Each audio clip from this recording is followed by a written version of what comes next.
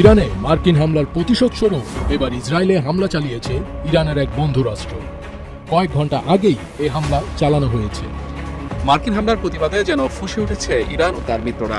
ইসরায়েলের বিরুদ্ধে নতুন আরেকটি দেশ থেকে হামলা হয়েছে। অপারেশন ট্রু প্রমিস এর আওতায় 21তম হামলার আগেই এমন বিস্ময়কর হামলা নতুন মাত্রা যোগ করেছে চলমান মধ্যপ্রাচ্য উত্তেজনায়। প্রায় 1400 মাইল দূর থেকে ইসরায়েলে হামলা চালিয়ে আলোচনায় ইয়েমেনের হুতি বিদ্রোহীরা।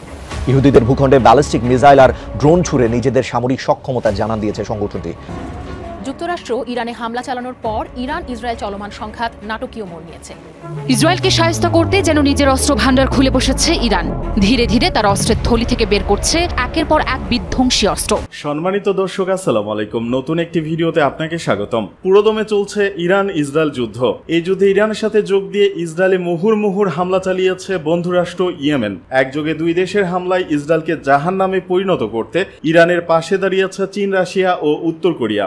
যুক্তরাষ্ট্রের হামলার পর ট্রাম্পকে দাঁত ভাঙা জবাব দিতে একই ছক চূড়ান্ত করল খামিনি, যা জানলে আপনার চোখ কপালে উঠে যাবে।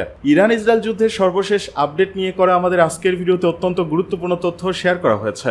দয়া করে ভিডিওটি শুরু থেকে শেষ পর্যন্ত ধৈর্য সহকারে দেখে একটি লাইক দিয়ে সবাইকে বেশি বেশি করে শেয়ার করে দিবেন। সেই সাথে আমাদের ভিডিওটি আপনি বাংলাদেশের কোন জেলায় বসে দেখছেন বা শুনছেন সেটি অবশ্যই কমেন্ট বক্সে কমেন্ট করে জানিয়ে দিতে ভুলবেন না।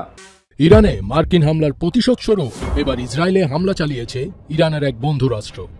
কয়েক ঘন্টা আগেই এই হামলা চালানো হয়েছে। আজ সোমবার 23 জুন আল জাজিরার এক প্রতিবেদনে এ তথ্য জানানো হয়েছে। ইরানের আধা সরকারি বার্তা সংস্থা ফার্স নিউজ এজেন্সির এক প্রতিবেদনে বলা হয়েছে, কয়েক ঘন্টা আগে ইসরায়েলে ক্ষেপণাস্ত্র হামলা করা হয়েছে। এ সময় দেশটির আকাশে সাইরেন বেজে ওঠে।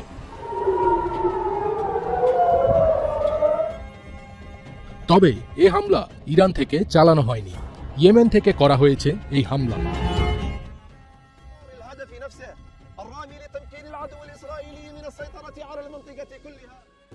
প্রতিবেদনে বলা হয়েছে, অপারেশন ট্রু প্রমিসের অধীনে 21তম হামলা এখনো চালানো হয়নি। এর আগে ইসরায়েলি সেনাবাহিনী জানায় ইরান থেকে ক্ষেপণাস্ত্র হামলা করা হয়েছে। তবে এ হামলায় তাৎক্ষণিকভাবে ক্ষয়ক্ষতির পরিমাণ জানা যায়নি। এদিকে হামলা চালিয়ে ইরানের পারমাণবিক জ্ঞান ধ্বংস করা যাবে না বলে মন্তব্য করেছেন ইরানের পারমাণবিক শক্তি সংস্থার মুখপাত্র বেহরুজ কামালভান্দি। ইরানের রাষ্ট্রীয় বার্তা সংস্থা IRN এর খবরে একথা বলা হয়েছে। পারমাণবিক শিল্পের শেকড় ইরানে রয়েছে এবং এই শেকড় ধ্বংস করা যাবে না বলেন কামালভান্দি। এদিকে ইসরায়েলের বিরুদ্ধে শাস্তি অব্যাহত থাকবে বলে প্রতিশ্রুতি দিয়েছেন ইরানের সর্বোচ্চ ধর্মীয় নেতা আয়াতুল্লাহ আলী খামেনি। ইসরায়েলের সঙ্গে যোগ দিয়ে ইরানের পারমাণবিক স্থাপনায় মার্কিন হামলা চালানোর পর এটি তার প্রথম সামাজিক যোগাযোগ মাধ্যমে দেওয়া বিবৃতি।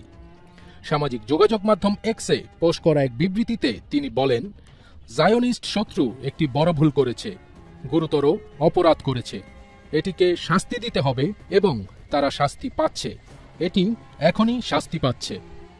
অন্যদিকে স্কাই নিউজ আরবিকে দেওয়া এক সাক্ষাৎকারে রুশ প্রেসিডেন্ট ভ্লাদিমির পুতিন বলেছেন, ইরানকে শান্তিপূর্ণ পারমাণবিক কর্মসূচি উন্নয়নে সহায়তা করতে প্রস্তুত রাশিয়া।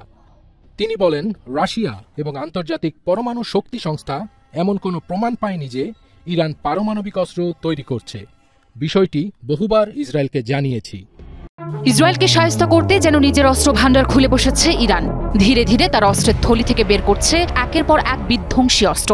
ইরান যেন ধাপে ধাপে খেলছে এক ধ্বংসাত্মক দাবার খেলা। প্রতিটি চালই বের হচ্ছে নতুন নতুন অস্ত্র, আর ইসরায়েল বুঝতেই পারছে না কখন কোথা থেকে কিভাবে আসছে পরবর্তী ধাক্কা। এবার ইরান নতুন অস্ত্র দিয়ে ইসরায়েলের বুক ঝাঁঝরা করে দেওয়ার পর প্রকাশ করলো সেই বিধ্বংসী অস্ত্রের নাম। এদিকে ইসরায়েল রক্তাক্ত হয়ে অসহায়ের মতো হা করে তাকিয়ে দেখছে শুধু ইরানের দিকে। কি সেই অস্ত্রের নাম আর কতটা শক্তিশালী অস্ত্র আছে ইরানের ঝুড়িতে? এ কি ছিল শুধুই শুরু? খাইবার শেকান, ইরানের তৈরি ভয়াবহ এক ব্যালিস্টিক ক্ষেপণাস্ত্র। ইরানের রাষ্ট্র টেলিভিশনের দাবি, সর্বশেষ ক্ষেপণাস্ত্র হামলায় ইসরায়েলের বুক ঝাঁঝরা করে দিয়েছে এই খাইবার শেকান মিসাইল। এই ক্ষেপণাস্ত্রের গতি এতটাই ভয়ঙ্কর যে ইসরায়েল আঁচ করার আগেই আঘাত হানে আর ধ্বংসস্তূপ পড়ে থাকে বিস্ময়ের চিহ্ন হয়ে। খাইবার শেকান এক কথায় একটি উড়ন্ত বজ্রপাত। এই ক্ষেপণাস্ত্র শুধু গতিতেই নয়, ভয়ঙ্কর নির্ভুলতাতেও অতুলনীয়। এটি একটানা 2000 কিলোমিটার দূরের লক্ষ্যে আঘাত হানতে সক্ষম। আর এতে ব্যবহার করা হয় হাই এক্সপ্লোসিভ ওয়ারহেড, যার একটি বিস্ফোরণেই একটি শহরকে কাঁপিয়ে দিতে পারে। বিশ্লেষকদের মতে খাইবার শেকান ইরানের ব্যালিস্টিক ক্ষেপণাস্ত্র ভান্ডারের সবচেয়ে ভারী ও শক্তিশালী অস্ত্রগুলোর একটি। ইরানের সর্বশেষ মাঝারি পাল্লার ব্যালিস্টিক ক্ষেপণাস্ত্র খাইবার শেকান আনুষ্ঠানিকভাবে খোররাম শহর 4 নামে পরিচিত। এটি দেশীয়ভাবে উৎপন্ন খোররাম শাহের ক্ষেপণাস্ত্র সিরিজের 4th জেনারেশন। তরল জ্বালানি চালিত এই ক্ষেপণাস্ত্রটিকে উড়ন্ত অবস্থাতেই নিয়ন্ত্রণ করা যায়। এর পাশাপাশি বায়ুমণ্ডলের বাইরে ওয়্যারহেডের গতিপথ সামঞ্জস্য করার সক্ষমতাও রয়েছে এই ক্ষেপণাস্ত্রটির। ইরানের 3টি পারমাণবিক ঘাঁটিতে হামলা চালায় যুক্তরাষ্ট্র। ইরান ওই হামলার পরপরই পাল্টা প্রতিক্রিয়া শুরু করে। 22 জুন পর্যন্ত অপারেশন ট্রু প্রমিস 3 এর আওতায় ইরান ইসরায়েলে মোট 20 দফায় পাল্টা ক্ষেপণাস্ত্র হামলা চালিয়েছে। ইসরায়েলি মিডিয়া জানিয়েছে, ইরানের ক্ষেপণাস্ত্র হামলায় তেল আবিব এবং হাইফার বিভিন্ন স্থাপনায় আগুন ধরে যায় ও ব্যাপক ক্ষয়ক্ষতি হয়েছে। আর এই ক্ষয়ক্ষতির আসল নায়ক এই খাইবার শেকান। কারণ ইরানের বিপ্লবী গার্ডের জারি করা একটি বিবৃতিতে ইসরায়েলের সাথে সাম্প্রতিক সংঘাতে প্রথমবারের মতো খাইবার শেকান ক্ষেপণাস্ত্র ব্যবহারের কথা জানানো হয়েছে। এই তথ্য সামনে আসায় ইরান যে উচ্চ ক্ষমতার অস্ত্র ব্যবহার করে ইসরায়েলের ভেতরে লক্ষ্যবস্তুতে হামলা চালাতে সক্ষম তা এবার আরও স্পষ্ট হয়ে উঠল। বিশ্লেষকদের মতে এই হামলা ইসরায়েলের জন্য ছিল এক মানসিক ধাক্কা, কারণ তারা বুঝতেই পারেনি ইরান এত নিখুঁত ও ভয়ানক অস্ত্র ব্যবহার করছে। ইসরায়েলের আয়রন ডোম দিয়ে খাইবার শেকানের মতো সুপারসোনিক ক্ষেপণাস্ত্র ঠেকানো আদৌ সম্ভব কিনা তা নিয়ে সন্দেহ দেখা দিয়েছে। ইরানের খাইবার শেকান দেখে প্রশ্ন উঠছে, ইরানের এই অস্ত্রের ঝুড়িতে আর কি আছে, আর ইসরায়েলি বা কতদূর টিকতে পারবে এই প্রতিশোধের সাইক্লোনে। ইরান ইসরায়েল সংঘাত, যুক্তরাষ্ট্রের হামলা, ইরান কিভাবে এর পাল্টা জবাব দিতে পারে এবং প্রেসিডেন্ট ট্রাম্প একক সিদ্ধান্তে এই সংঘাতে জড়াতে পারেন কিনা, এমন নানা বিষয়ে বিস্তারিত ব্যাখ্যা করব আমি সঞ্জনা চৌধুরী। সবার আগে সংক্ষেপে জেনে নেব ইরান ইসরায়েল এই সংঘাতের শুরু হয়েছে কিভাবে। গত 13 জুন ইরানের কয়েকটি পারমাণবিক ও সামরিক স্থাপনায় আকস্মিক হামলা চালায় ইসরায়েল। ইরানও পাল্টা জবাবে ইসরায়েলের দিকে রকেট ও ড্রোন ছোড়ে। ফলে শুরু হয় টানা 1 সপ্তাহের বেশি সময় ধরে চলা আকাশযুদ্ধ। ইরান দাবি করে তাদের পারমাণবিক কর্মসূচি শান্তিপূর্ণ, কিন্তু ইসরায়েল মনে করে ইরান শিগগিরই পারমাণবিক বোমা বানাতে সক্ষম হবে। যুক্তরাষ্ট্র ইরানের পারমাণবিক অস্ত্রের বিরোধী। ইসরায়েল ইরান সংঘাত থামাতে যুক্তরাষ্ট্র প্রথমে 2 সপ্তাহ আলোচনার সময়সীমা বেঁধে দিলেও তারা 2 দিনেই হামলা চালিয়ে বসেছে। ডোনাল্ড ট্রাম্প ইরানকে সতর্ক করে বলেছেন, যদি তারা তাদের পারমাণবিক কর্মসূচি বাদ না দেয় তাহলে ভবিষ্যতে তারা অনেক ভয়াবহ হামলার মুখোমুখি হবে। বিশেষজ্ঞদের দাবি, ইসরায়েল ইরানের সামরিক ঘাঁটিগুলোয় হামলা চালানোয় ইরান অনেকটাই দুর্বল হয়ে পড়েছে। ইরানের আঞ্চলিক মিত্র লেবাননের হেজবুল্লাহ ও গাজার হামাসও অনেকটাই দুর্বল। তবুও ইরান এখনও পাল্টা জবাব দেওয়ার সক্ষমতা রাখে বলে জানিয়েছেন বিশেষজ্ঞরা। ইরান হুমকি দিয়েছে তারা ওই অঞ্চলের মার্কিন ঘাঁটিগুলোকে টার্গেট করবে। মধ্যপ্রাচ্যে অন্তত 19টি অঞ্চলে যুক্তরাষ্ট্রের সামরিক ঘাঁটি রয়েছে, যেমন বাহরাইনে মার্কিন নৌঘাঁটি আছে। এছাড়া মিশর, ইরাক, জর্ডান, কুয়েত, কাতার, সৌদি আরব এবং সংযুক্ত আরব আমিরাতেও যুক্তরাষ্ট্রের আলাদা আলাদা ঘাঁটি রয়েছে। ইরান হরমুজ প্রণালী সহ গুরুত্বপূর্ণ সামুদ্রিক রুটে হামলারও ইঙ্গিত দিয়েছে। হরমুজ প্রণালী পারস্য উপসাগরকে ভারত মহাসাগরের সঙ্গে যুক্ত করেছে এবং এই পথ দিয়ে বিশ্বের 30% তেল পরিবহন হয়। তাই এখানে কোনো হামলা মানে বৈশ্বিক জ্বালানি বাজারে অস্থিরতা সৃষ্টি হওয়া। তাছাড়া ইরান এমন দেশগুলোর ওপরও আঘাত হানতে পারে যারা যুক্তরাষ্ট্রকে সহায়তা করছে বলে তারা মনে করে। এতে যুদ্ধ গোটা অঞ্চলে ছড়িয়ে পড়ার ঝুঁকির সৃষ্টি হয়েছে।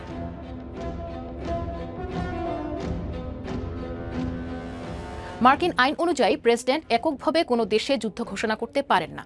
শুধু কংগ্রেসের উচ্চ ও নিম্নকক্ষে নির্বাচিত আইন প্রণেতারাই তা করতে পারেন। তবে আইনে এটাও বলা আছে, যুক্তরাষ্ট্রের প্রেসিডেন্ট হলেন দেশটির সশস্ত্র বাহিনীর সর্বাধিনায়ক বা কমান্ডার ইন চিফ। এর মানে তিনি যুদ্ধ ঘোষণা না করেও সেনা মোতায়েন ও সামরিক অভিযান চালাতে পারেন। সম্প্রতি কংগ্রেসে উভয় দলের কয়েকজন আইন প্রণেতা ওয়ার পাওয়ার রেজলিউশন নামে একটি প্রস্তাব পার্লামেন্টে উত্থাপন করেন, যেন ট্রাম্প ইরানে হামলার নির্দেশ সহজে দিতে না পারেন। তবে এই প্রস্তাব আনুষ্ঠানিকভাবে ভোটে গড়াতে কয়েক সপ্তাহ লেগে যেতে পারে এবং বাস্তবে এই পদক্ষেপের প্রভাব কতটা পড়বে সেটা নিয়েও সন্দেহ আছে। ট্রাম্প তার নির্বাচনী প্রচারণার সময় বলেছিলেন তিনি আগের প্রেসিডেন্টদের মতো কোনো বিদেশি সংঘাতে নিজ দেশকে ঠেলে দেবেন না, কিন্তু ট্রাম্প ইরানে হামলা চালিয়ে বসেছে। এভাবে ট্রাম্প এখন নিজের আমেরিকা ফার্স্ট আন্দোলনের ভেতর তীব্র সমালোচনার মুখে পড়েছেন। তবে বিশেষজ্ঞরা এটাও বলছেন, যদি এটাই ট্রাম্পের শেষ হামলা হয় তবে তিনি হয়তো সেই সমালোচনা কাটিয়ে উঠতে পারবেন। কিন্তু যদি যুক্তরাষ্ট্র আবারও সংঘাতে জড়ায় তাহলে ট্রাম্প তার দলের ভেতর থেকেই প্রতিরোধের মুখে পড়তে পারেন। ট্রাম্প অবশ্য আশা করছেন মার্কিন হামলার ফলে ইরান আলোচনার টেবিলে আরও বেশি ছাড় দিতে বাধ্য হবে, কিন্তু এর সম্ভাবনাও কম। কারণ যে দেশটি ইসরায়েলি হামলার সময়ই নিঃশর্ত আলোচনায় যেতে রাজি হয়নি, তারা শুধু আমেরিকার বোমা হামলার পরে আগ্রহী হবে এমনটা ভাবা কঠিন।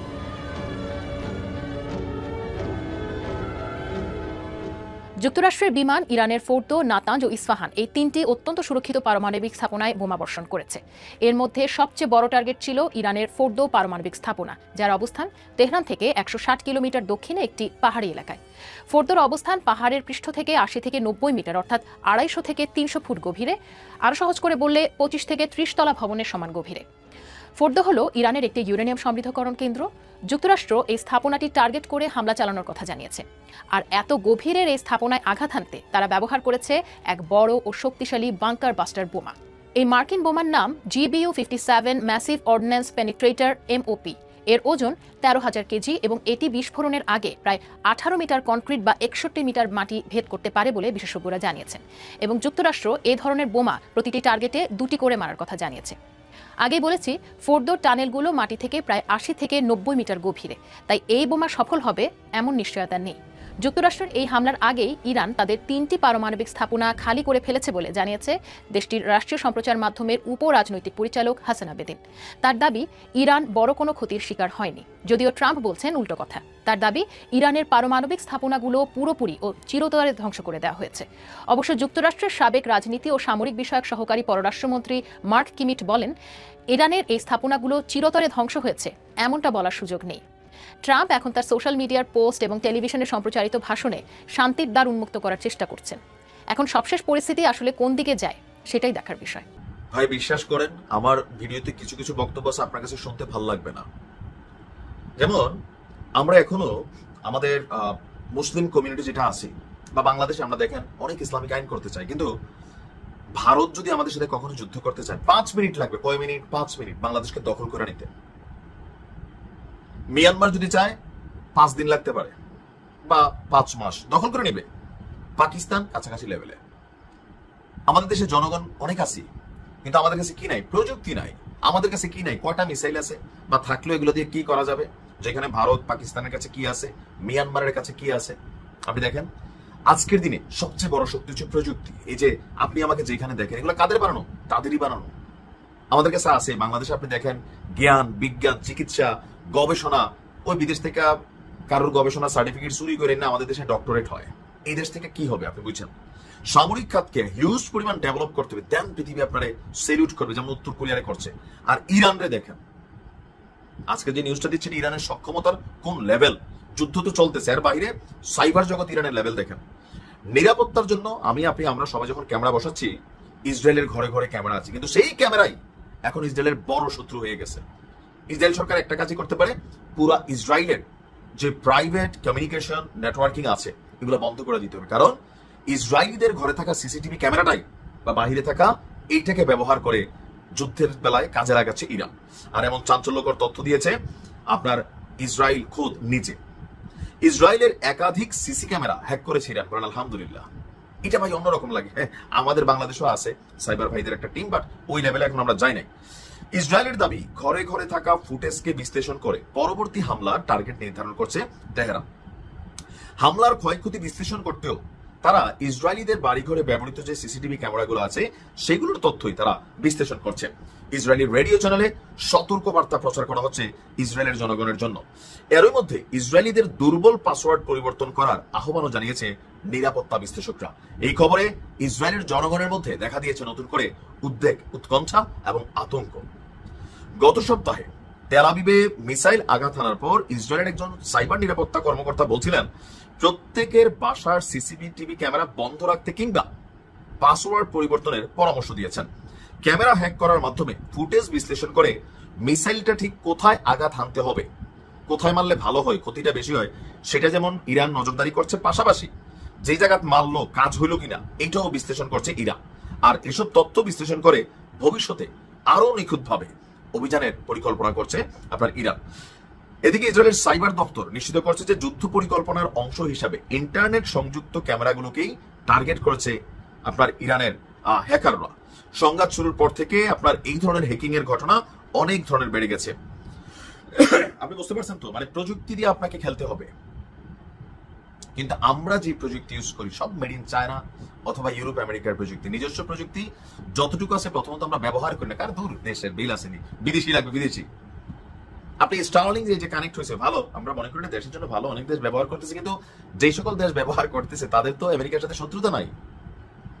আমাদের আনসার ডক্টর ইউনূস সাহেব তার প্রতিষ্ঠানের সাথে কানেক্ট করছেন ভালো, কিন্তু এই যে ইরানে এখন অস্থিরতা হয়েছে, সরকার চাইলে নেট বন্ধ করতে পারছে, কিন্তু বাংলাদেশে কখনো কোন একটা আউট কান্ট্রির সাথে যদি অস্থিরতা হয়, আমাদের সরকার মনে করলো যে নেটটা বন্ধ করে দেই, এরকম ভাবে আমাদের ক্যামেরাগুলো তো হ্যাক হইতে পারবে, স্টারলিং অটো চালু হয়ে যাবে।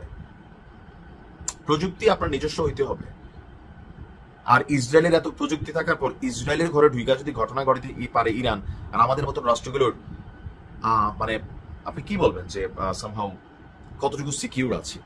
তবে ইরানকে ধন্যবাদ দেই, এমন মায়ের পুত তারা জন্ম দিচ্ছে, বানাচ্ছে, জন্ম তো দেয় না, মানে বানাচ্ছে। অনেক দূর আগে গেছে ইরান, এই জয়যাত্রা অব্যাহত থাকে। এবার ট্রাম্পকে সরাসরি হুঁশিয়ারি দিল ইরানের বিপ্লবী বাহিনী। ইরানে হামলা চালানোয় আবারও যুক্তরাষ্ট্রকে হুঁশিয়ারি দিয়েছে দেশটির এলিট ফোর্স ইসলামী বিপ্লবী বাহিনী IRGC। সংগঠনটির মুখপাত্র ইব্রাহিম জোলফাগারি বলেছেন, যুক্তরাষ্ট্র সরাসরি যুদ্ধ শুরু করেছে এবং ইরানের পবিত্র মাটিতে আঘাত করেছে। তিনি জানান, এর ফলে যুক্তরাষ্ট্রকে ভয়াবহ অনুশোচনা করার মতো অপ্রত্যাশিত পরিণতি ভোগ করতে হবে, যা হবে শক্তিশালী ও নির্দিষ্ট লক্ষ্যভিত্তিক অভিযানের মাধ্যমে। মার্কিন প্রেসিডেন্ট ডোনাল্ড ট্রাম্পকে উদ্দেশ্য করে তিনি বলেন, মিস্টার ট্রাম্প জুয়ারি, আপনি এই যুদ্ধ শুরু করতে পারেন, কিন্তু শেষ করব আমরা। এর আগে গতকাল রবিবারও এক দফা হুঁশিয়ারি দিয়েছিল IRGC। তারা বলেছিল মধ্যপ্রাচ্যে মার্কিন সামরিক ঘাঁটিগুলো তাদের নজরে রয়েছে। এদিকে এবার ইরানের পারমাণবিক স্থাপনায় হামলা চালালো ইসরায়েল।